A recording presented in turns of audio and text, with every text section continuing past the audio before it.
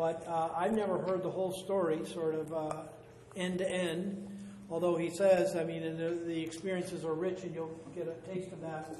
He could probably speak on this for a week. It was an amazingly powerful time in your life. Yes, it was. Yeah. Well, how about I just ask the Lord to bless you, and we'll thank you, and then we'll just turn it over to you. All right. Father, we thank you now for Al. We thank you for his experiences, and in many ways, Lord, suffering, some horrendous things, anxiety to be sure, remorse, regret, the difficulties, Father, wrestling through all that a member of a bomber crew would have to deal with. Lord, you have been merciful and faithful to him, and he comes now in faithfulness to share all that you have done for him and these great stories, that they would bless you, Father, as you are blessing Al and all of us. And so we pray for him now in Jesus' name, amen. Amen. Well, first of all, I'm not a speaker. Second, I'm not a hero. I'm just one of many, many men, boys, I should say, that volunteered to fly in the Army Air Force. At that time, it was the Air Force was a part of the Army. So if you get disgusted with me talking, the door can be opened, I believe. I volunteered, and both of the volunteers in the Air Force were 18, 19, maybe 20-year-old boys. We weren't men yet, we were boys. And we volunteered. We thought it was going to be maybe something nicer. Well, some of it didn't turn out that nice. I was selected, well, I was going to be trained as a pilot, but then they decided that they didn't need any more pilots, so all the class was just washed out, and they sent me to a armor gunner school. There I learned about the 50 caliber machine gun, and I was taught all about the bombs that we'd be carrying. The fuses, all the different fuses, how they were regulated and all those things. But they never told us that when we were going to be flying, if a bomb or two didn't drop, that it was my job to go out on a small catwalk. We were up something like 20,000 feet. Bomb bay doors were open. I had just a little bottle of oxygen to get out there and to get back.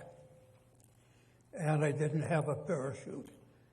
The bomb racks were so close together, you could not wear a parachute. Wow. So I was out there with 20,000 feet of air under me.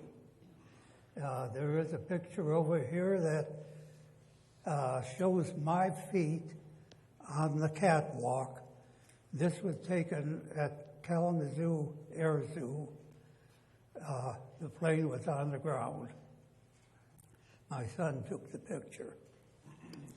So I didn't come here to talk about me. I came here to talk about what God did for our crew. There were 9 of us in the crew. We were from all parts of the country. But we were a crew. We flew 30 bombing missions, and none of us were ever injured in any way on those 30 missions. But 5 of them, in my estimation and in my knowledge, God put forth his hand 5 times and saved the crew. So that is what I'm going to tell you about. The first, these may not be in the order that they happened. I can't remember just what order that was. The first one I'm going to tell you about is a takeoff. And we took off a little bit different than the planes do now. You get in the plane and you get on the runway and you increase your speed until you're airborne. Well, we were heavily loaded. We got lined up on the runway, and the pilot and the co-pilot stepped on the brakes on the plane just as hard as they could. Then they advanced the engine speed till it was wide open. And the 3 of us that were behind the bomb bay, that were in the tail of the plane start bouncing quite a bit. We could tell just about when they were going to leave the brakes off and we were going to go down that runway by how high we were bouncing off the floor of the plane. Well, this one particular day, it was a normal takeoff like that, but we could see the main landing gear from the waist of the plane, which we were stationed at. And we hit the halfway marker on the runway, and the struts on the landing gear did not open 1 inch yet. They should have been almost all the way open. We hit 3/4 of the way down the runway. They didn't change yet. That's when the pilot came on and said, "Fellas, get prepared to go in," which meant we were going to crash. He said, "When I get to near the end of the runway kind of sloped down." He said, "When I get there, I'm picking up the landing gears. We're either going to crash or we're going to be airborne, one or the other." Well, he was true to his word, he did. I looked out the waist window, and we weren't going down. The runway was coming up at us. That's the impression I got. And suddenly it stopped and started going away from us. We were airborne. But we still weren't out of the woods because of the houses, farms, and so forth that were near the end of the runway. The pilot and the co-pilot managed to miss all the roofs somehow. It seemed like we could reach out and touch the roof of the houses. So we continued on with the mission with no incident. Came back, landed. Everything was okay. But how we managed to get up in the air, we don't know. It was one of God's hands lifting us up. The second one I want to talk about is we happened to get out to the plane, had to check everything over. From the time we woke up, they woke us up until we got on the plane to take off, there were 5 hours that went by that we were checking things on the plane, going to the briefings, have breakfast, so forth and so on. This day, everything checked out. We taxied to the end of the runway. When it was our turn to get up on the runway, we got there. And for some reason, the engineer, when we were standing there, he decided to top off the tanks, the gas tanks for the engines. Well, he found out that pump didn't work. It worked at the dispersal area when he checked it, but it quit working. So the pilot notified the tower. They told us, go back to the dispenser area. When we got there, there were 2 gas trucks and a Jeep waiting for us.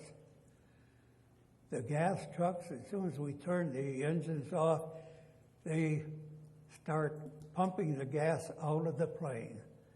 The plane had 2,800 gallons of gasoline in it. They pumped that gasoline out. They were loosened the pump, took the pump out, put a new pump in, and filled the plane with gasoline, and they told us we could be on our way. Well, that sounded good. We took off. Of course, our field had gone ahead. They were going over the channel. Well, we never caught up with our field. We had to join another group. They were going to the same place, so we joined another field and we carried out our mission. But we were late in getting back because we were back farther in the formation. So when we did get back near our field, there were no other planes around except off the runway, and we were wondering why we didn't see any planes, many planes back on the ground. Well, we landed, we taxied to our dispersal area, and we asked, why? Where's the planes? They said, well, you weren't with the group. The group got hit with fighters, and there's only a few planes came back. Wow. Why? We never had anything like that happen to the plane before or after. Was it God's hand again that worked? Next one I want to talk about is we are going on another mission, and we were flying to the far right, the plane to the farthest right in the formation. And we were throwing out chaff, which is nothing but paper with aluminum foil glued on one side. We threw this out because it would throw the radar, the enemy radar, off. Every plane was throwing this out, so they got no image of the planes. But we didn't know about it, but there was a wind blowing from the right. This blew the chaff away from us, so we were exposed. And it didn't take them long to know that.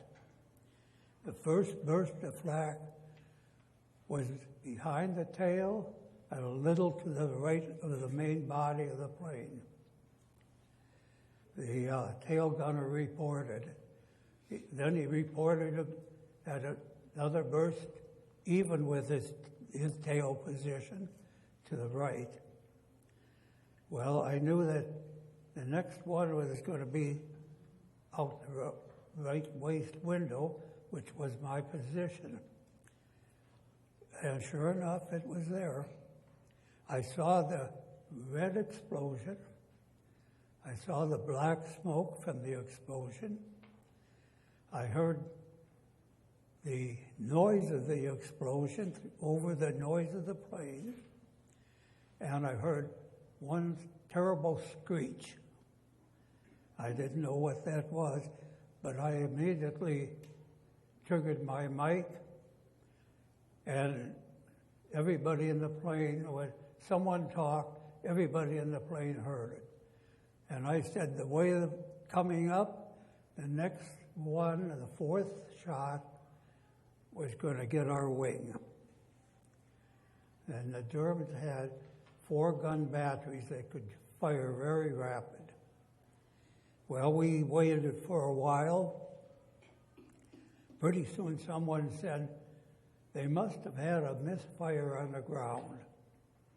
So we continued with the mission, went back to England, landed, and the ground crew chief who stayed with the plane all the time it was on the ground, he said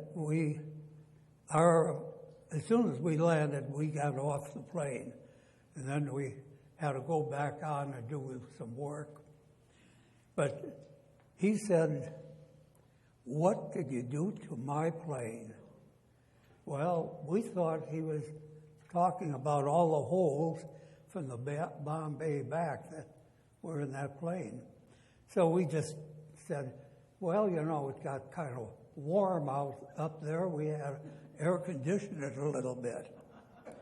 By the way, the temperature was 20 to 60 below zero every time. So he said, I'm not talking about that. I'm talking about what did you do to my wing? Well, he led us over to the wing. The fourth shot was there. It went through the wing. It has a fuse on it for it would explode at a certain altitude. The other three did, right at that altitude that we were at. And then it had another one. When it hit the first surface, it would arm that fuse. When it hit the second surface, it would explode. That one didn't explode. We had a big hole in our wing. They didn't know how the end of that wing stayed on the plane, but it stayed on. It didn't bother our controls whatsoever. Why did that happen? I believe God had his hands around that shell. It couldn't explode. Next one was, this one I can remember the date, January the 16th, 1945. And by the way, Danielle was born January the 16th, 1999. And on this particular mission, it was so far in Germany, it was to help the Russians. We were going to bomb their transportation, the enemy transportation, so they couldn't get supplies through to their troops. And we were closer to the Russian lines than we were to our own lines. And 2,800 gallons of gas, it wasn't going to be enough to get back. Well, right before we got to the target area, we don't know if we were under anti-aircraft fire. We don't know if shrapnel hit our number 4 engine or number 1 engine, or if we just had an engine failure. But the engine almost quit running, so the pilot had to shut the engine off, feather the prop quickly, and we all knew that with 3 engines, we were going to use a lot more gas than 4 engines. And the reason for that is You are no longer going straight through the air. You're going a little sideways. You're pushing a lot of air. And you had to run the other engines harder to get the power that we needed. Well, the pilot, we had bombs. We dropped our bombs. We had a couple bombs hang up. I got those out, got back to my position, and got my microphone and my hearing aids on that I could hear what was going on again. Because when I'm out there in the bomb bay, I am alone. There's no connection whatsoever with anybody.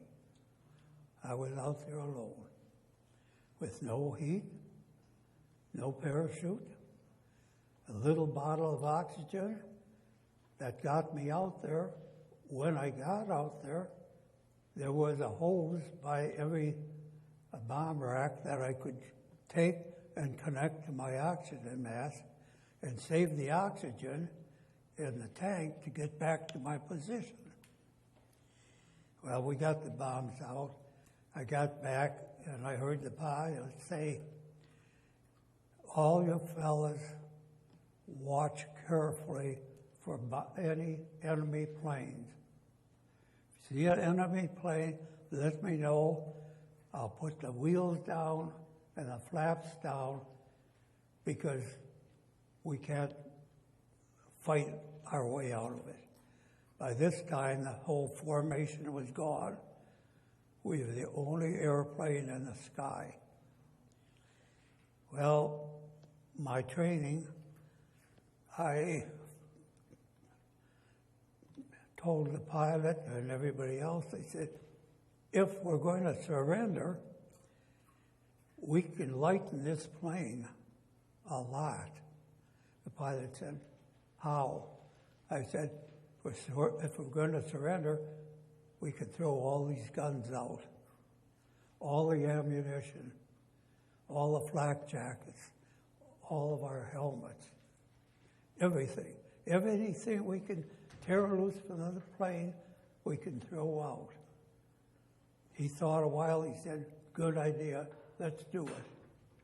That lightened the plane considerably.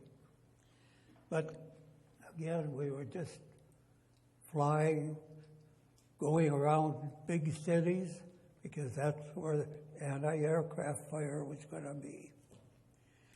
We kept on going, and the engineer said, I have drained all the gas, and it's all up in the tanks by the engines, the 3 engines. That's all the gas we have. So that started running low, and he said, I am going to make sure that there's no more gas. So he tried it, and there was gas in the main tank. Where that gas came from, we don't know. We didn't say at the time.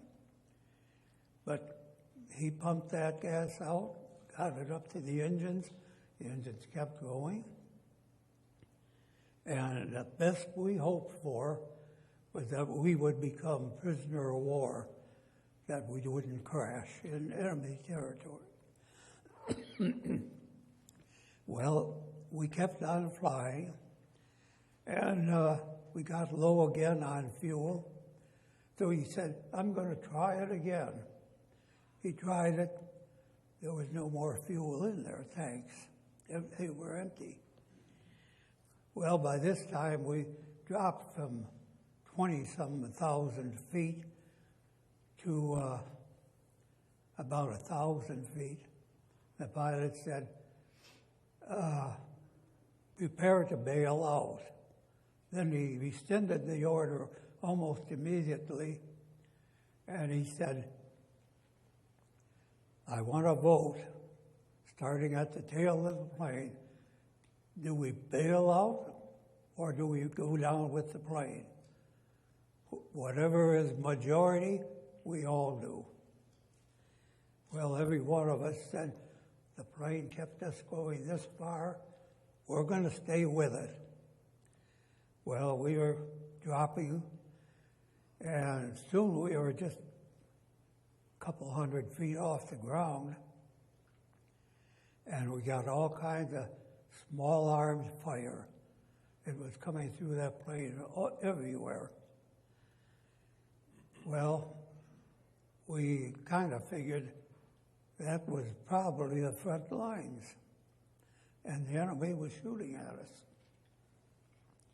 It wasn't long, and we were down almost on the ground, and the pilot didn't tell us to take crash positions because he knew that we would be in crash positions. We knew that much. And we were all in crash positions. And the last I heard, the pilot said, "No, Harry, no." Harry was the co-pilot.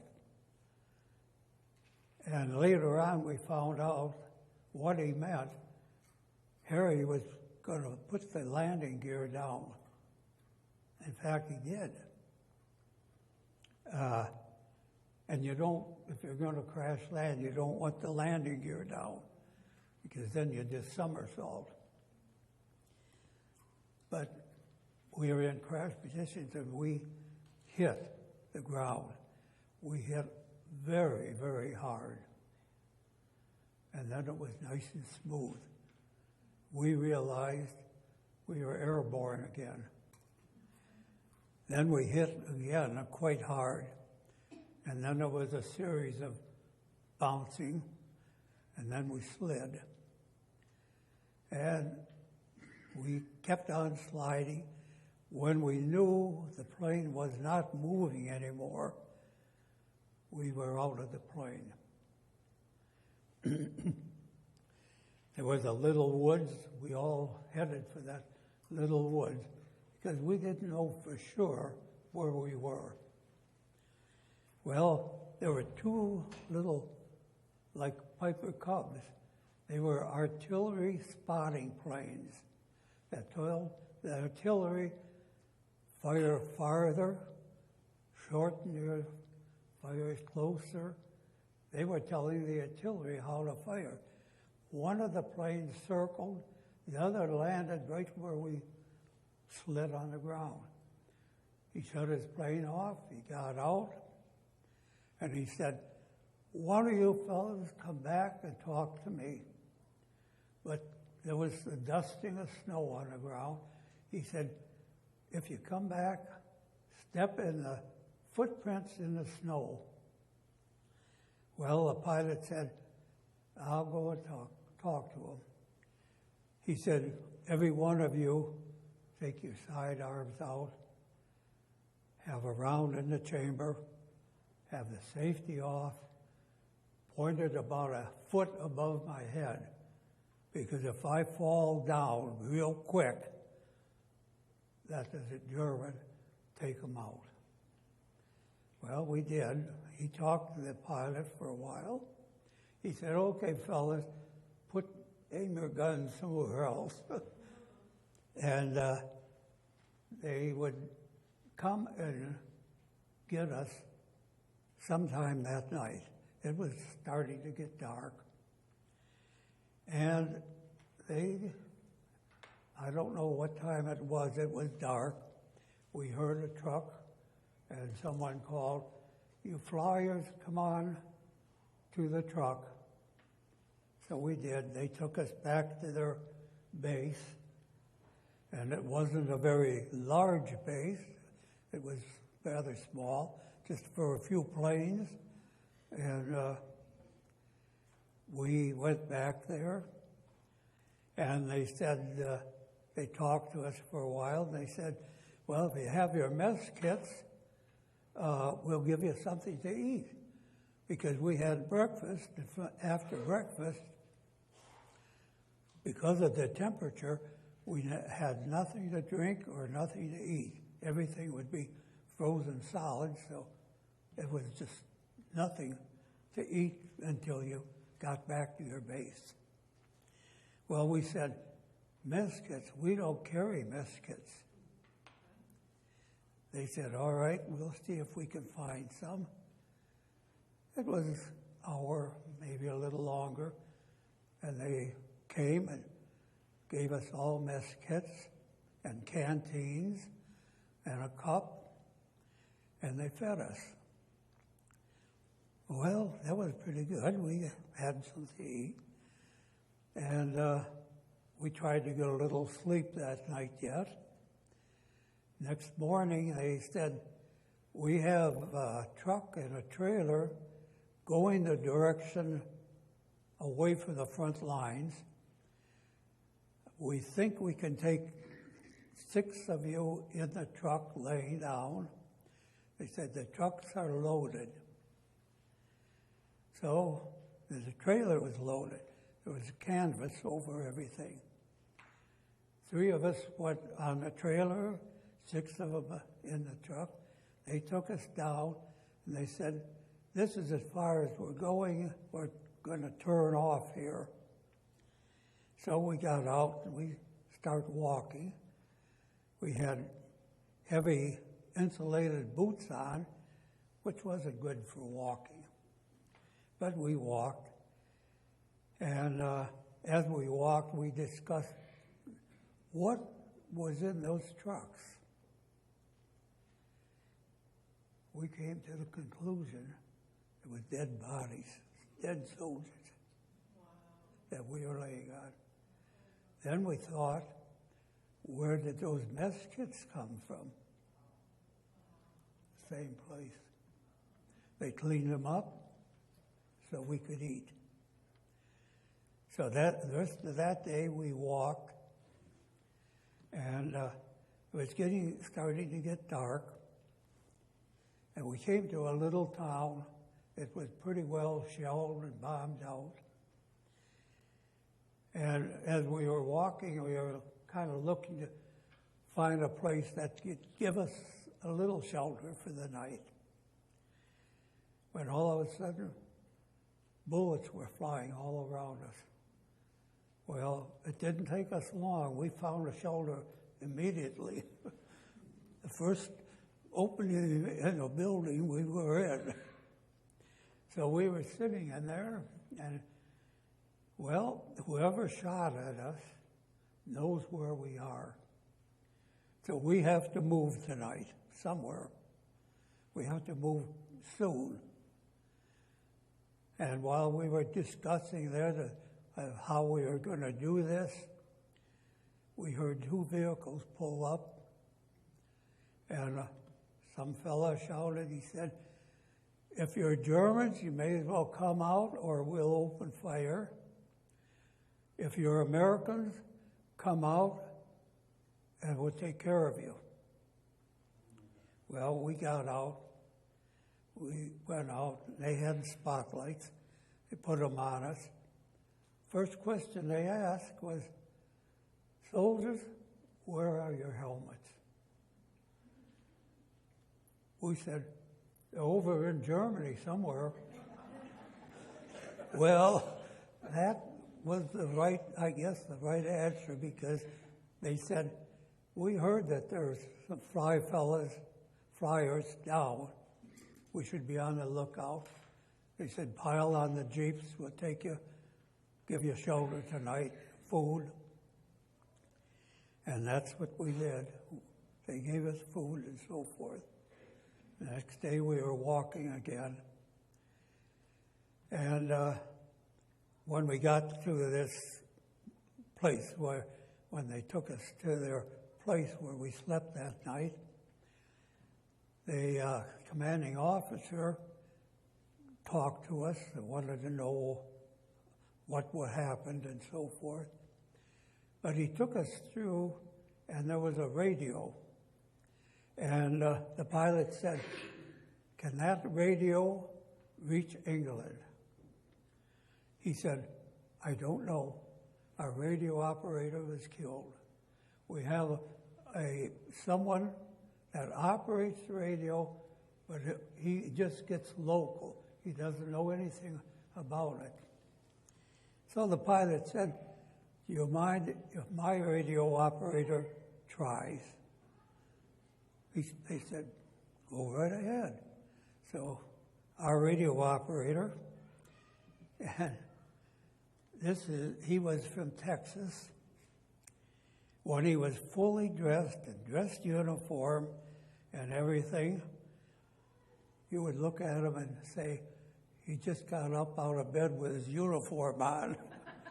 He could not look, he looked like he was dragged in off the street somewhere. But for a radio, you couldn't beat him.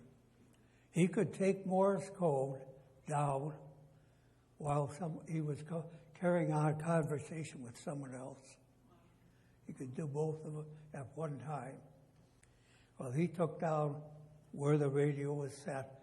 Then he started spinning knobs and dials. He kept calling for the 392nd Bomb Group.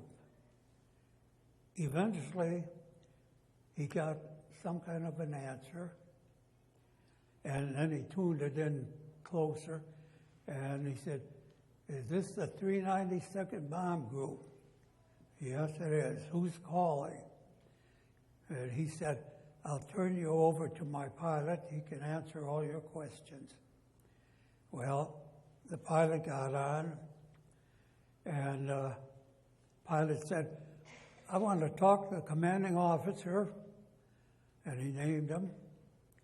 He said, "And I want to talk to him now." Well, the radio operator that answered our call said, "He's at lunch now, and he doesn't like to be disturbed when he's eating." Well, the pilot was of Irish descent. That was the wrong thing to tell him. He said, got his man's name, he said, "I'm giving you a direct order to go and tell him to get on this radio." He said, "And if you don't, when I get back, I will have you court-martialed." Well, that got results. He got the commanding officer. He came, he answered. The first thing he said was, "If this is a prank, someone is in big trouble." Well, the pilot talked to him, and he said, "It can't be you. You didn't have enough gas to get out of enemy territory." Pilot said, "We crashed on land they took while we were flying." Wow. He said, "This is the crew. We were flying," and he named the name of the number of the plane. He said, "How did you get that far?" Then the pilot told him, "We threw out all of our guns, ammunition, and everything. And instead of running the engines with a rich mixture, we turned that mixture down to just where they would run nicely." He said, "You can't do that. Those engines will heat up."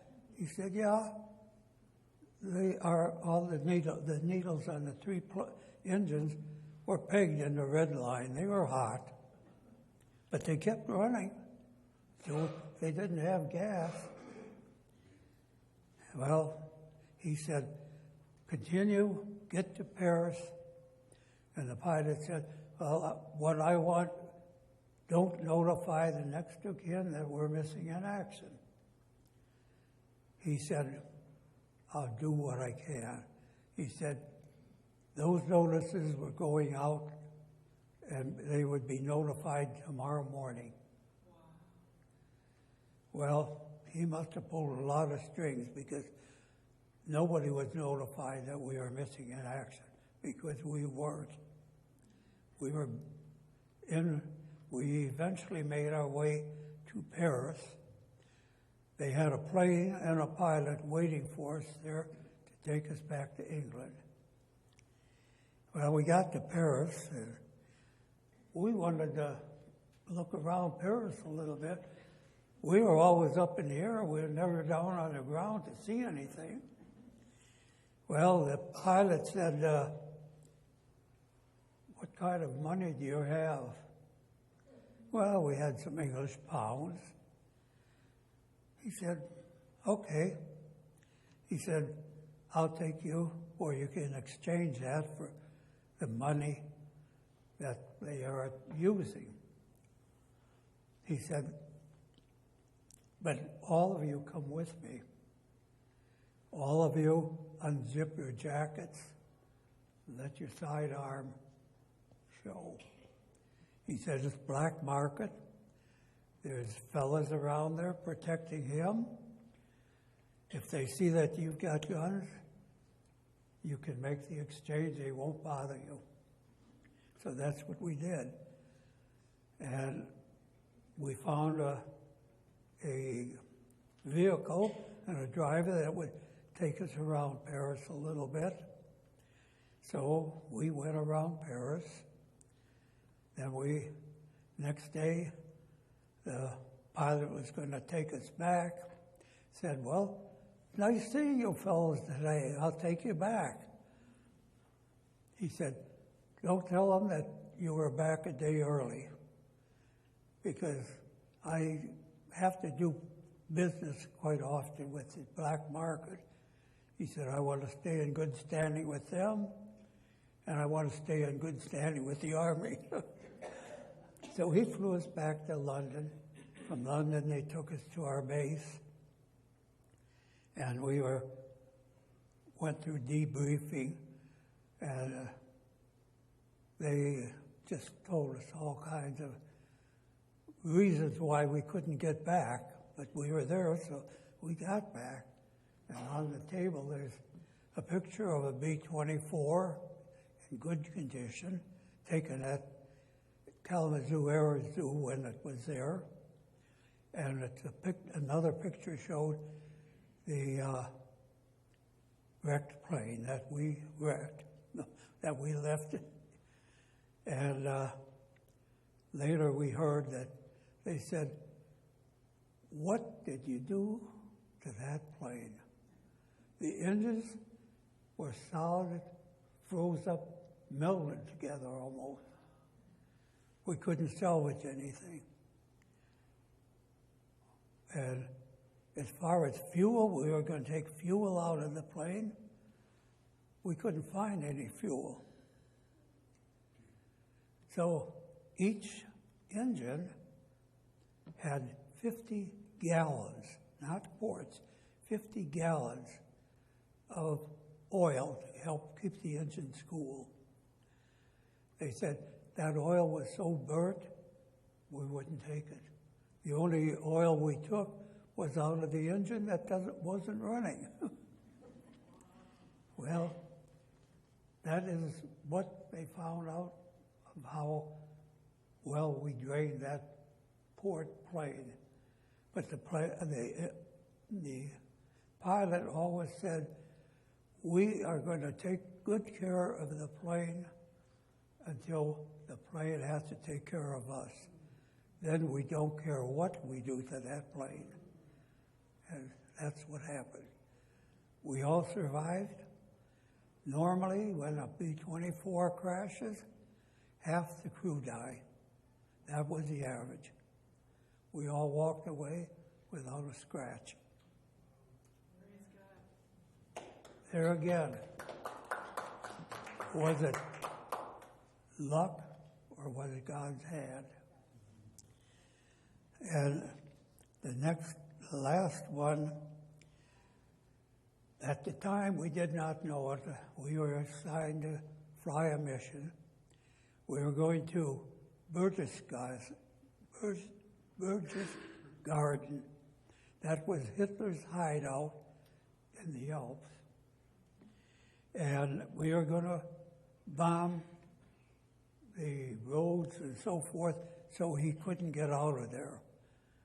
Well, later on we found out he wasn't even there. But we flew over the Alps, no problem. We bombed. We were a lead plane. We were taking 12 planes, counting ours, in. And we turned around, came back, started back over the Alps. And all I could see is it looked like the Alps, the mountains exploded with gunfire. The anti-aircraft fire was so heavy and so thick that sometimes we couldn't see the plane flying on either side of us. There was that much smoke. And the smoke was not black. It was brown. We never did find out why it was brown. It should have been black. From gunpowder, it's black smoke. Well, we led the 12 planes out of there, and as we kept going, one by one, they kind of dropped off. They couldn't keep up. We finally got back to our base in England. There were 5 planes out of 12. The others landed because they couldn't fly any farther. Out of these 5 planes, 2 of them, when they got near our base, started firing red flares. That meant there was wounded aboard. They had priority to land. They landed, and then the other 3 of us landed. And the wounded were all right. The other planes, we didn't lose any planes. They all landed and could be salvaged or take off, refueled or repaired and take off. But out of 12, there was only 5 of us that came back. And how we had holes, yes, but not a one of us were hurt in that plane. And they always wanted to get the lead plane and the deputy lead, because they are the planes that had the bomb sights on them. And they wanted that bomb sight so bad. The bomb sight was a tremendous invention. I practiced at bombing in a hangar on the ground. And all you had to do was put in how high you were, what your heading was, what your speed was, and any side winds, any winds blowing against you or behind you or sideways, put that in. And when you got to the initial point where you opened the bomb bay doors, the pilot turned the plane over to the bomb site. And you just had 2 knobs. You kept the crosshair on your target. When you was time for the bomb to release, which was we weren't near the target when they released, because the bombs will go forward and explode under the plane that released them. They had the momentum and everything. They went that far. They were simple things to run, but there again, we came out of it smelling like a rose, I guess. So, in conclusion, I just want every one of you answer to yourself, were we very lucky, or was God with us? And that's the end of my story of my experience. We had a lot of other close calls. And before I mentioned that I heard a terrible screech on the one, when I got back to the base, when I took my helmet off, there was a dent just where the helmet starts going up around. There was a dent. From that dent, there was a groove. It was a piece of flak that did not penetrate my helmet, but cut a groove in the top of my helmet. There again, a little bit lower, it wouldn't have cammed up, it would have gone through. So, again, God was there for me. I know how I answered those questions, and nobody will ever change my mind. So, there are just things over there. The end one is what they call an escape map. It's a detailed map of where we flew, that if we went down, we could figure out where we were and try to get back to our own lines. They are printed on silk because